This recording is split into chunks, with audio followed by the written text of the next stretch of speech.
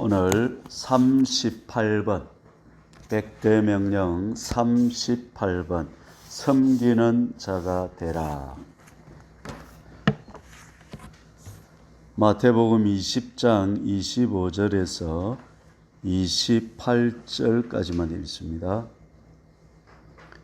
제일 위에 본문만 같이 읽습니다.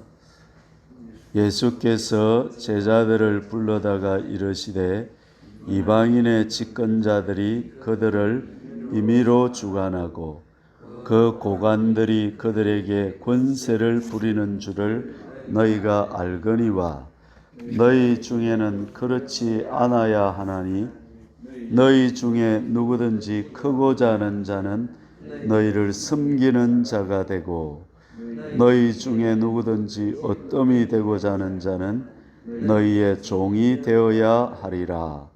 인자가 온 것은 섬김을 받으려 함이 아니라 도리어 섬기려 하고 자기 목숨을 많은 사람의 대속물로 주려 함이니라.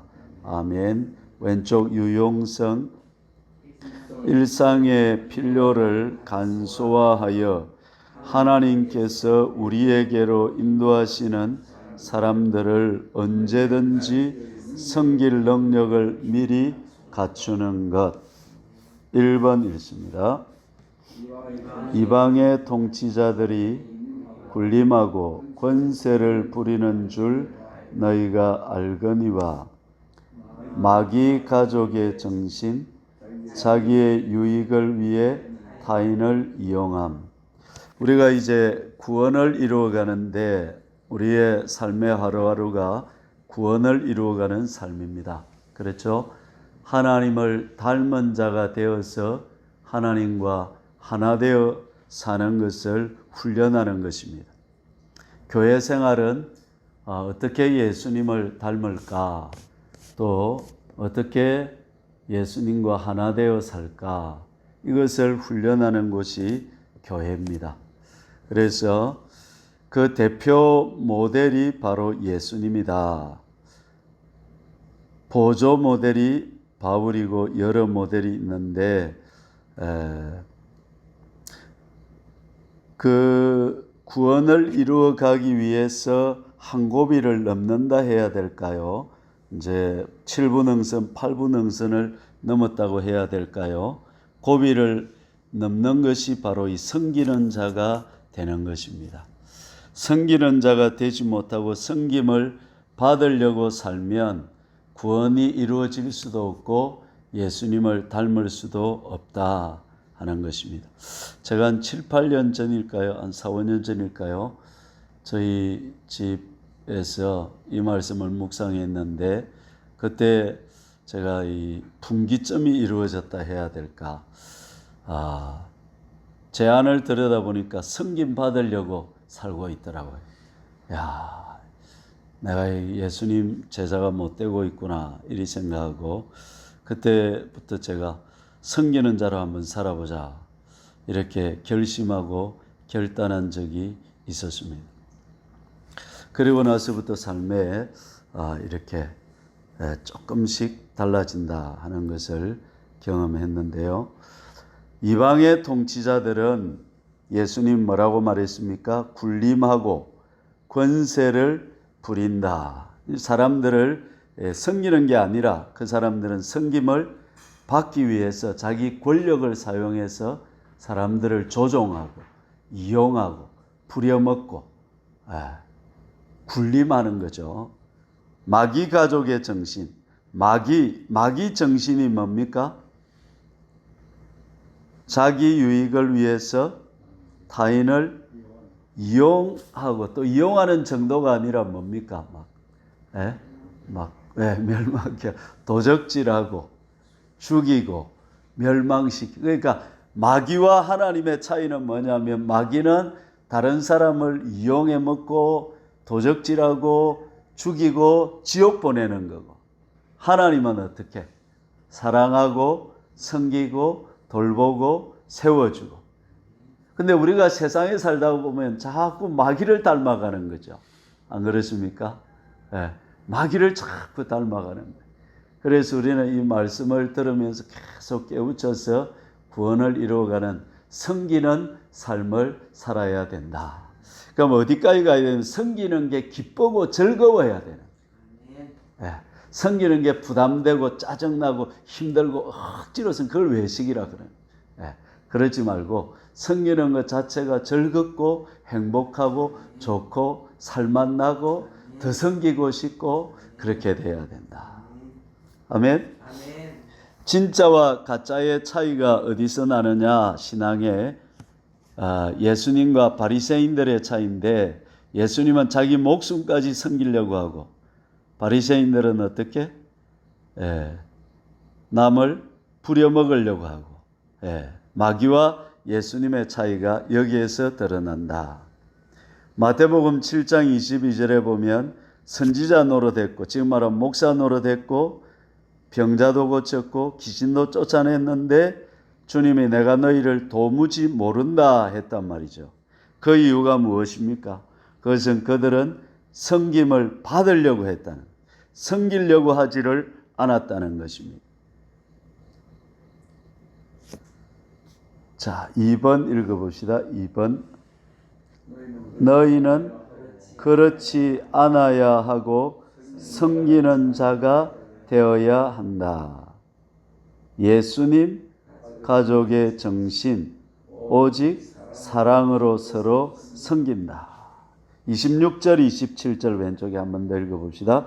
너희 중에는 그렇지 않아야 하나니 너희 중에 누구든지 크고자 하는 자는 너희를 섬기는 자가 되고 너희 중에 누구든지 어떠미 되고자 하는 자는 너희의 종이 되어야 하리라.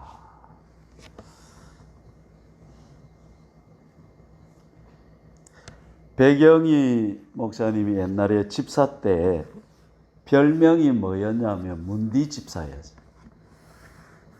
문둥이 집사.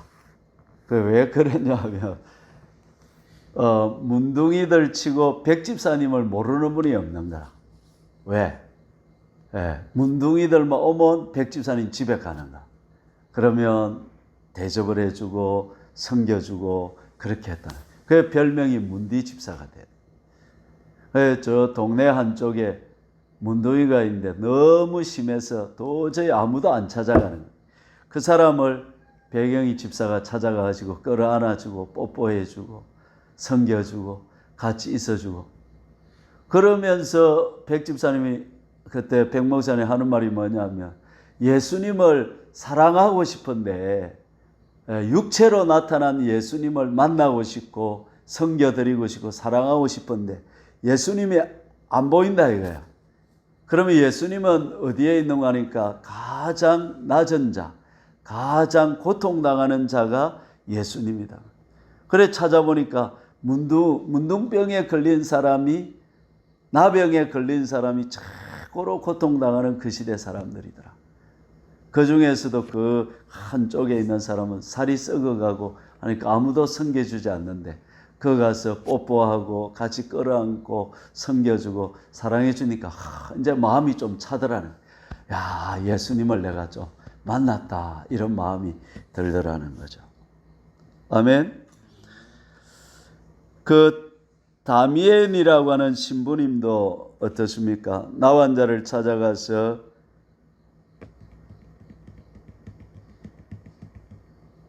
예수님을 전하니까 안 믿더라는 거죠. 니는 몸이 성하니까 그러지. 네가 우리처럼 돼봐라. 그럼 예수 믿겠나요? 그래서 다미엘 신부가 어떻게 나병을 자기 몸에 균을 넣어가지고 그래가지고 나병이 들고 나서 들어가니까 그 사람들이 예수님을 믿더라 하는 그런 우리 간증을 읽은 적이 있습니다. 따라합시다. 남의 유익을 위해서 자신을 내어주자. 다른 사람의 구원을 위해서 내 권리를 포기하는 거죠. 사랑받을 권리, 인정받을 권리 포기하고 다른 사람을 있는 그대로 수용해주고 존중해주고 공감해주고 섭섭할 권리를 포기하고 내려놓는 것이죠. 예. 그게 예수님 가족의 정신이다. 다른 사람의 유익을 위해서, 구원을 위해서 나를 포기하는 것이다. 내가 그리스도와 함께 십자가에 못 박혔다. 그런 적 이제는 내가 사는 것이 아니요 내 안에 그리스도께서 사신다. 그리스도로 사는 삶의 첫 번째가 바로 이 섬기는 삶으로 사는 것이다 하는 것입니다. 우리가 다른 사람의 말을 조용히 경청해 주는 것도 섬기는 삶이 됩니다. 들어주는 것. 우리 1, 2, 3번 칸 한번 읽어보실까요? 오른쪽 1, 2, 3번 칸 천천히 한번 읽어봅니다. 우리가 함께 있어주고 우리의 마음을 줌으로써 크게 고통받는 사람들을 격려할 수 있다. 사람들이 비극적인 일로 아연에 쳤을 때 그들은 자기들의 상처를 꺾는 사람을 원치 않는다. 그들은 자신들과 함께 있어줄 사람을 원한다. 이것은 우리 귀와 마음을 줄 뿐만 아니라 같이 있어줘야 함을 의미한다. 우리의 귀와 마음을 준다는 것은 우리가 상대방을 꾸짖지 않고 그의 이야기를 들어주는 것을 의미한다. 나는 다만 그녀의 무릎에 올라앉아 같이 울었어요. 누군가의 죽음으로 인해 슬픔이 가장 깊을 때는 되도록 말을 적게 해야 한다. 얘야, 나는 너의 아버지를 안단다. 그는 훌륭한 사람이었다. 경청이란 상대방이 자신의 복잡한 감정을 토로할 수 있도록 비난하지 않고 주의를 기울이는 것이다. 그러나 상대방을 받아들이고 지지하는 마음을 가지고 들어주는 사람은 상처를 입은 당사자가 새로운 삶을 재건하는 긴 여정을 갈 수 있도록 도와준다. 경청은 사랑이 담긴 인내를 요구한다. 경청함으로써 슬픔과 상처를 나누는 것은 시간을 요한다. 그러나 그 시간을 기꺼이 제공하려는 것이 영적인 성숙의 징표이다. 어떤 사람이 격렬한 슬픔을 체험하지 못했다면 그는 우쭐대기 쉽고 당신을 위해 시간을 내어줄 수 없다. 만일 당신이 슬픔의 격정 속에서 당신 자신을 받아들인다면 하나님은 다른 사람을 격려하는 일에 당신을 사용하실 것이다. 우리가 하나님을 더 알면 알수록 우리는 언제 어느 곳 어떤 이유에도 우리에게 귀를 기울여 주시는 하나님의 큰 사랑을 더욱더 깨닫게 된다. 여호와께서 내 음성과 내 간구를 들으심으로 내가 저를 사랑하는도다. 하나님을 향한 우리의 사랑은 다른 사람을 향한 사랑으로 표현된다. 그러니까 하나님을 사랑한다라고 말하면서 우리는 남의 이야기를, 슬픔을 들어줄 수 있고 함께 있어줄 수 있는, 공감할 수 있는 그런 마음을 가져야 된다 하는 것입니다. 또 이 아버지들은, 부모들은 자녀들을 끝없이 섬기는 자입니다. 우리 6번 칸에 아버지의 훈육, 관계의 기초가 되는 아버지의 훈육 한번 읽어볼까요? 관계는 시간이 요구되고 깨어지기 쉽다. 아버지는 가족들 중 한 사람에게 하는 어떤 훈육도 아버지와 그 사람과의 관계의 기초를 두어야 한다. 아버지가 헌신하게 하는 기초는 가족 각 사람이 성공하게 하는 것과 그들의 안전을 보살피는 것이다. 이렇게 하기 위해서 아버지는 계속해서 희생해야 한다. 계속 희생하는 아버지, 좋은 예절의 핵심은 가족들을 위해 계속 희생하는 것이다. 그리스도처럼 권리를 포기해야 한다. 부족한 예절은 존중하지 않고 중요한 사람을 소중히 여기고 있지 않다는 것을 분명히 증가한다. 3번 읽어봅니다. 자기 목숨을 많은 사람의 대속물로 주려 함이라. 예수님처럼 남의 유익을 위해 자기를 내주어야 한다. 제가 어릴 때 우리 고모님이 많은데 그 중에 고모님 한 분이 조금 좀 거시기 하셨어요. 그래서 제가 어릴 때 들었는데 우리 아버지께서 내가 아주 어릴 때 그 고모하고 고숙이 오셨어요. 오셨는데 우리 아버지가 뭐라고 말하냐면 그 고숙한테 자네 내가 참 미안하네 그러셨어요. 그 말이 무슨 말인지 이해가 되시죠? 조금 거시기 하니까 거시기 한 우리 고모를 당신같이 좋은 사람한테 결혼시켜서 참 미안하네 그랬어요. 그러니까 우리 고숙이 뭐라고 말하죠? 그런 말씀 절대 하지 마십시오. 아닙니다. 이러시더라고요. 내가 그때 느낀 게 우리 고숙이 참 훌륭하시다. 내가 그때 그리 느꼈어요. 우리 아버지도 그때 좀 훌륭하신 것 같고. 그러니까 아버지를 대신해서 오빠로서, 큰 오빠로서 이제 그렇게 이제 좀 미안하다는 말을 한 거죠. 예. 근데 우리 고숙은 전혀 그렇게 생각하지 않고 오히려 오히려 그 사이 된 것을 고맙게 생각하고 기쁘게 생각하고 그러시더라고요. 야, 그때 제가 참 우리 고숙이 참 훌륭하시다. 내가 그런 생각을 한 적이 있습니다. 우리 사도 바울도 어떻게 예수님을 섬기려 하며 또 복음을 전하려 하며 나의 생명을 조금도 귀한 것으로 여기지 않는다.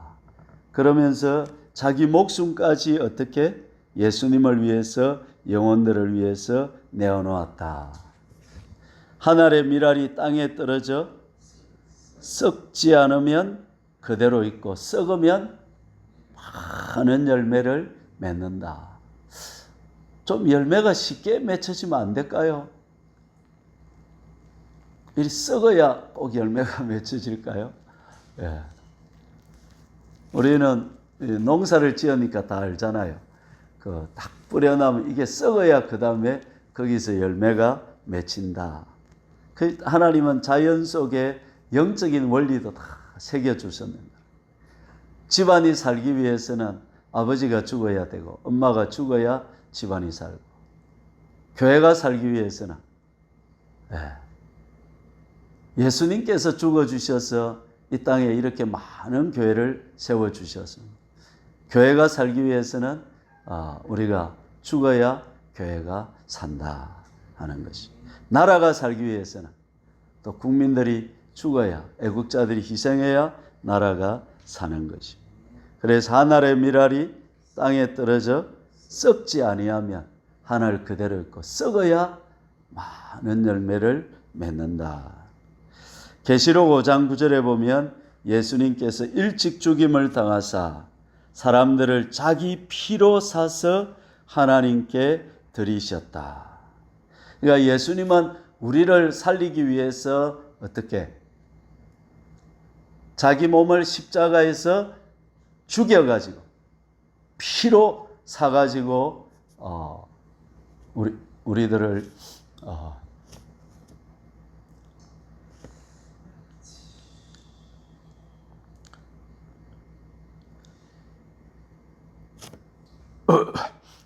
나라와 제사장으로 삼으셨다.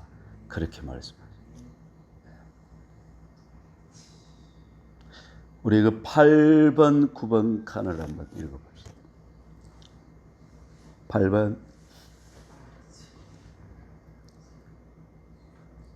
나를 다른 사람을 위해 내어주기 위해서 버려야 할 것은 주장하는 자세, 어뜸이 되려는 것, 감정에 끌리는 것, 상황에 지배되는 것, 내가 주가 되려는 것, 내 감정을 이해받고 싶은 것, 남이 좀 알아주기를 바라는 것, 자기 연민, 내가 더 낫다는 생각, 남을 가르치려는 생각. 그러면 가져야 될 것은 무엇입니까? 오른쪽 9번 칸. 이기적인 야망을 버리고 스스로 이름 없는 사람이 되었는가? 사람의 칭찬을 바라지 않고 죽게 하듯 하는가? 불공평한 대우를 받을 때도 원망하지 않고 기쁜 마음을 유지할 수 있는가? 하나님께서 우리에게 인도하는 사람들을 섬길 능력을 미리 갖추고 있는가? 그렇게 하려면 무엇을 버려야 하는가? 하나님 나라의 유용한 도구가 되는 것이 삶의 목표인가? 제가 아까 말한 몇 년 전에 저희 집에서 이걸 묵상할 때 하나님 나라의 유용한 도구가 되는 것이 삶의 목표가 될 때, 와, 이게 머리에 쥐가 나더라고요. 내가 도구가 돼야 되나? 그런데 가만히 생각하면 예수님이 우리를 위해서 자기 목숨을 버려서 도구가 되어 주셨잖아요. 그러니까 우리가 이렇게 살 수 있고 오늘 교회가 이렇게 될 수 있었던 것입니다. 최고의 성경과 최고의 사랑은 내 옆에 사람, 내 곁에 사람, 내가 아는 이웃들을 예수님의 사랑으로 섬기고 다른 사람의 유익을 위해서 내 자신을 내어주는 것, 시간을, 마음을, 물질을, 정성을, 노력을 내어주는 것입니다. 그때 하나님의 나라가 우리 심령 속에 임할 것입니다. 주님, 나는 섬기기보다 섬김받는 것이 좋습니다. 진리보다 내 욕심대로 사는 것, 내 자아로 사는 교만한 자입니다. 그래서 나는 지옥불에 들어가도 마땅한 죄인입니다. 아무 변명할 자격이 없는 자입니다. 이 아침에 주님의 십자가를 붙듭니다. 나는 주님과 함께 같이 십자가에 죽었고 주님과 함께 부활하여 살았습니다. 주님과 함께 보좌에 앉아 있습니다. 성령이 내 안에 계십니다. 그래서 오늘 이 새벽에도 나는 예수님을 바라봅니다. 너는 내게 부르짖어라. 내가 네게 응답하겠고 네가 알지 못하는 크고 비밀한 일을 보이리라. 아무것도 염려하지 말고 오직 모든 일에 기도와 간구로 구할 것을 감사함으로 하나님께 아뢰라. 주님, 나의 죄성을 가지고 부르짖어 주님의 긍휼을 구합니다. 가나안 여인이 딸의 귀신 들림을 쫓아내는 긍휼을 구하듯이 오늘 이 시간 주님 앞에 나아갑니다. 주님 외면하시도 나는 갈 데가 없습니다. 나를 긍휼히 여겨 주시옵소서. 불법하는 자가 되어 주님이 모른다 하지 않도록 도와주시고 행악하여 버림받는 자가 되지 않게 도와주시고 주님이 성기라는 현장에서 주님이 성기라는 사람을 섬기게 하여 주시옵소서. 주여 삼창 간절히 기도하면서 나가겠습니다. 주여 주여 주여